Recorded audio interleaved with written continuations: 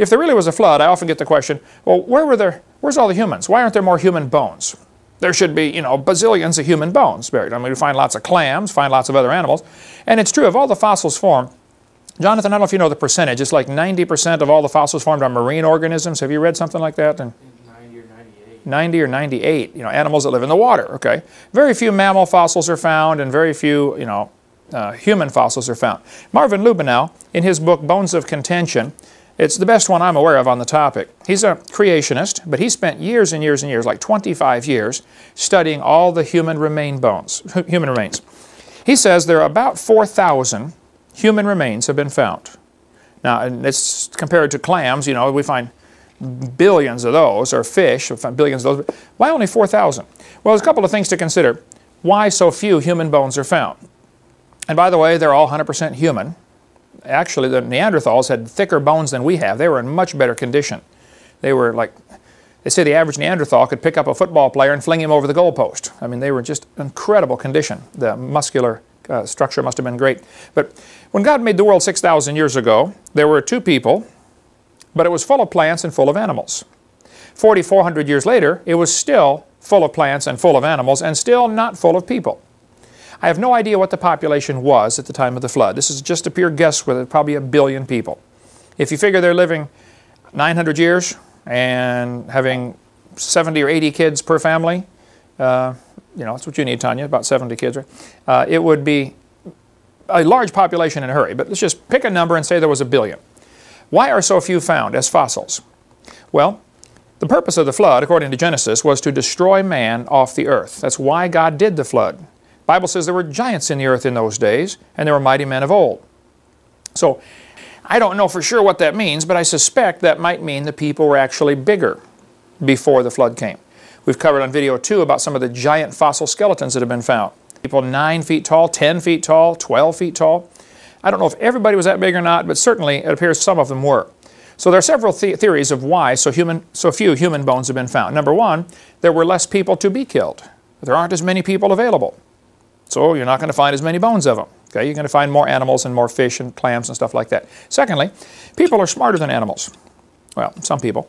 And they would tend to avoid drowning until the last possible minute. Whereas animals would get surprised and covered up and buried, the humans would figure out some way to avoid this. Plus, it probably took about 6 months to kill everybody. I mean, the flood covered the world, but it doesn't mean it covered the whole world instantly. It rained 40 days and 40 nights. And probably what we see today, the continental shapes and everything, obviously is a pure coincidence based on the water level. And everything was flexing up and down during the flood. We covered on video 6. So if the earth was totally different configurations, unrecognizable by today's globe, but as the crust of the earth is flexing up and down, the water's slowly coming up from the fountains of the deep that are broken open. The rain was 40 days, but the water kept coming up for 150 days. So if we start with the assumption that during the flood, there were high ground above water, may have lasted for 6 months. The high ground getting smaller and smaller, and people would run to high ground, and they also have the tide. The moon is causing the tide. The moon doesn't know or care that there's a flood on the earth. It's just, you know, pulling the water up. So the tide may go up, cover an area, and then go down, and people and animals would run to the newly exposed island. You know, ah, here's high ground, get over there. So we'd find footprints in these mud layers that then would get covered up with the next tide. I mean, every 6.5 hours the tide changes. High tide to low tide, 6 hours and 25 minutes average. So as these mud layers are full of footprints, they bake in the sun just for a couple hours, enough to get a skin on them, and then a new mud layer washes in on top from the next tide. It is highly probable that during this flood, during these first few months of the flood, you would get thousands of layers deposited for multiple reasons we cover on video 6, and you may have footprints within each of these layers. We had a guy called into the radio program yesterday, the guy from Sweden that calls in once in a while, you know, to our radio program, evolutionist. He says, well, we find layers of rock and footprints between the layers. He said, that proves each layer was exposed for thousands of years.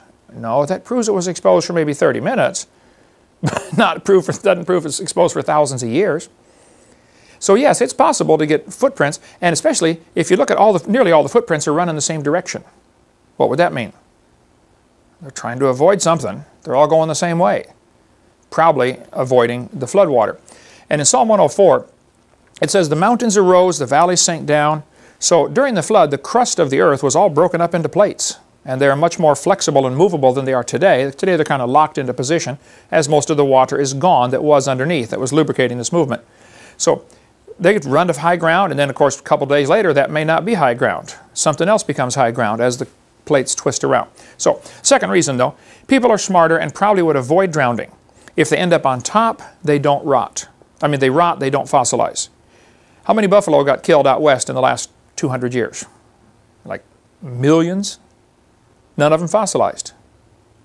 See, things only fossilize if they're buried. So you could have a lot of humans get killed toward the end of the flood, or toward the middle of the flood, I guess, and not be fossilized at all. Thirdly, if humans were bigger, they would not be recognized as human. I mean, if you find a 5-foot thigh bone, you're not going to recognize it as a human. You're going to say, oh, it must be from a, a dinosaur cave bay or something. So those are the reasons why so few human fossils have been found. Fourthly, I'm not sure who's doing the counting. When they say 4,000 have been found, who's counting all these? Marvin Lubenow says that's what he can find in the published record. But how many things have been found that are human, fossilized, in certain layers, but it doesn't match the established scientific paradigm of the day, and so they say, we better not even report this. Because you're not allowed to find humans with dinosaurs, or else, man, you're going to lose your job. You can't go against the evolution theory. It's a carefully protected state religion. I point out, no human and chicken bones have been found fossilized together in the same rock strata, anywhere in the world. So that proves humans and chickens did not live at the same time.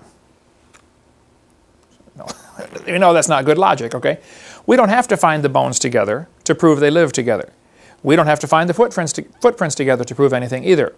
No human and chicken footprints have ever been found together. No coelacanth fossils were found for 65 million years of their geologic column. They've got their geologic column and they say, oh, coelacanths lived 65 million years ago. How do you know? Well, that's the last fossil we found of them. And then they find them still alive. What does that prove?